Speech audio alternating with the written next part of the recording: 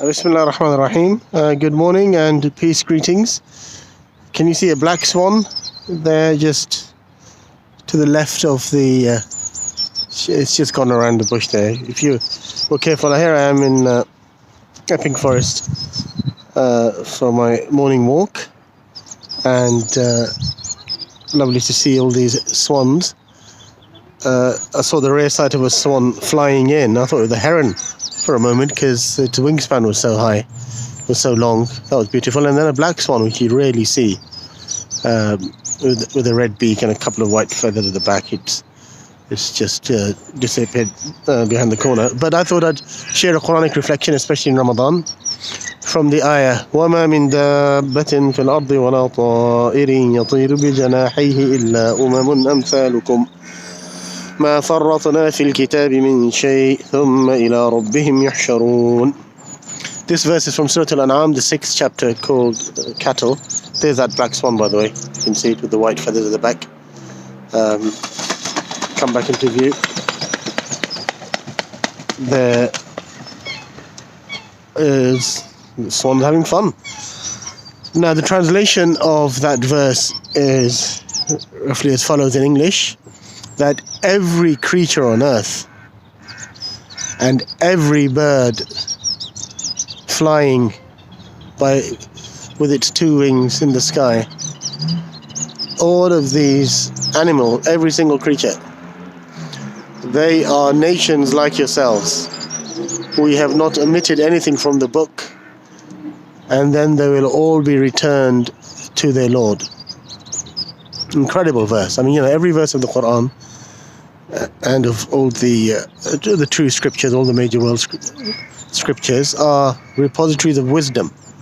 And this is what many in our modern age and the anti-religious modern age misunderstand. They just say, oh, just old books. But we live in an age where there's a real lack of wisdom, and the scriptures are a repository of immense wisdom. But it's not easy to find. It's not. This wisdom comes from the divine. It's not a simple thing. You pick up a book or you listen to one person and you know everything. It comes from lifelong experience and study and reflection. So, but that verse says, these are all nations like you. And the Quranic word is ummah. See, you hear the dog here. So that dog is part of the nation of dogs. Or ummatul kilab. There you go. We see lots of dogs. The dog walkers are out, obviously, in the morning. You have the ummah of swans, the nation of swans. See the ummah of crows, a whole bunch of crows you'll see on the trees there. So there's a lot of reflection. I mean, you think about humanity, nations, how complex human beings are. And this is obviously to do with zoology and its branches, the study of animals.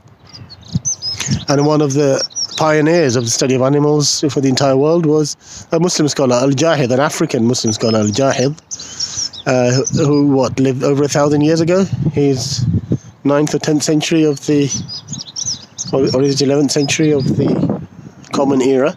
And his most famous book is Kitab al-Hayawan, the Book of Animals. He wrote an encyclopedia cataloguing all the animals he knew about, with their descriptions and possibly diagrams as well, pictures. I'll have to remind myself. Maybe those are added by later illustrators. And he mentioned in there, adaptation to the environment that animals do, and other concepts which we know very well now from modern biology. But over 1,000 years ago, it was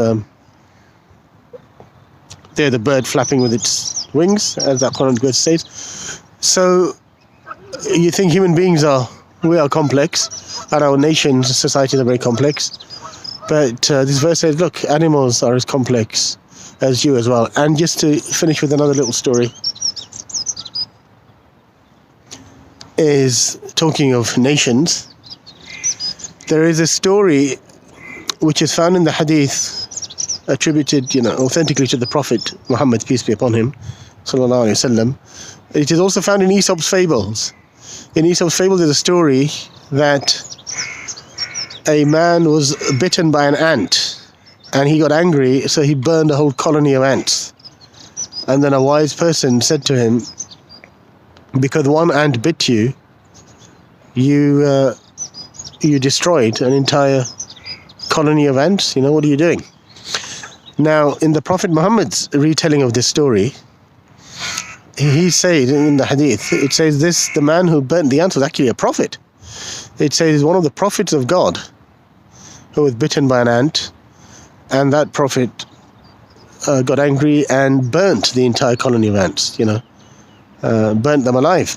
And then God said to him, God told him off, God rebuked him and said, because one ant bit you, you destroyed and burnt alive a whole nation that worshipped me, that glorified me.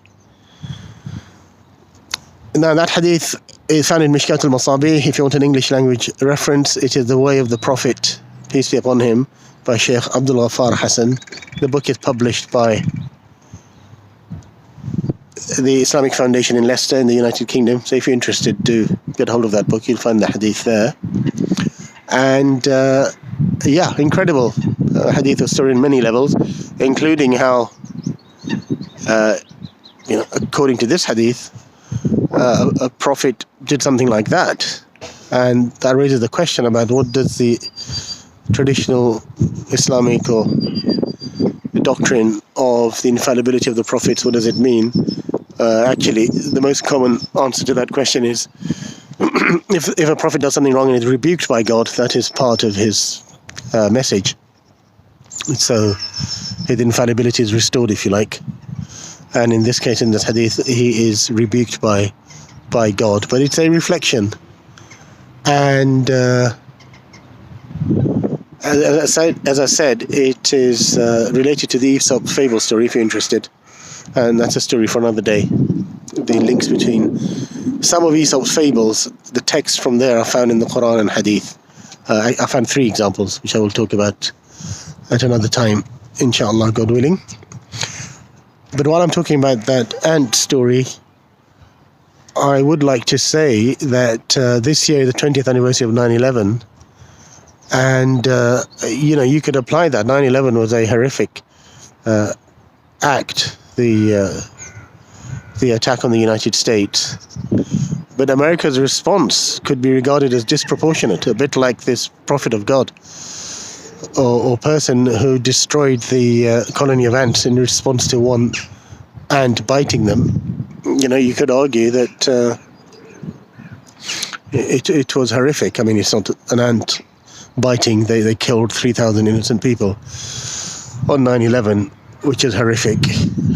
But 20 years later, there are tens of thousands, hundreds of thousands of Afghan civilians who've died. Thousands of terrorists as well. But hundreds of thousands of Afghan civilians have died. So you could argue that there is some wisdom in that story from Aesop's fables and from the hadith literature that could be applied to that. Anyway, I'll stop there. Have a blessed Friday, a great Jummah. Until next time. Assalamu alaikum wa rahmatullahi wa barakatuh.